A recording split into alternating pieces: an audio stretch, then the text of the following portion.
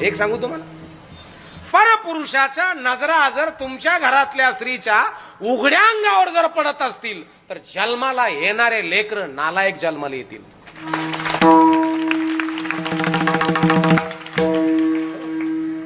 होय, म्हणजे कपडे कसे घालावे, आणि ज्याला कपडे घालायचं भान नाही मग आपण समजून घ्यायचं जसे कपडे तसे लफडे. ना ना ना ना ना ना ना हो.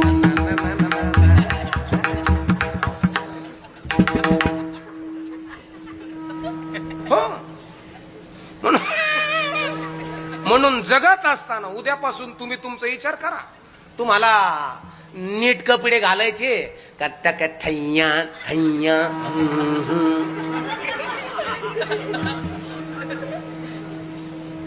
घरामध्ये पुरुषाचं खाणं स्त्रीचं न्हाणं झाकून असावं. याच्याही पुढे सांगतो, घरामध्ये कुलवान गुणवान सीलवान घरामध्ये स्त्रीचं पोट झाकलेलं असावं. म्हणले जे पोट झाकलेलं आहे त्या झाकलेल्या पोटातून आनंद देणारे लेकर जन्माला येतात. एक जण मला पुण्यात विचारलं, पोटाचा आणि लेकराचा काय संबंध?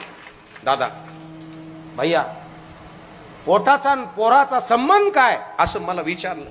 काही पण सांगतो का?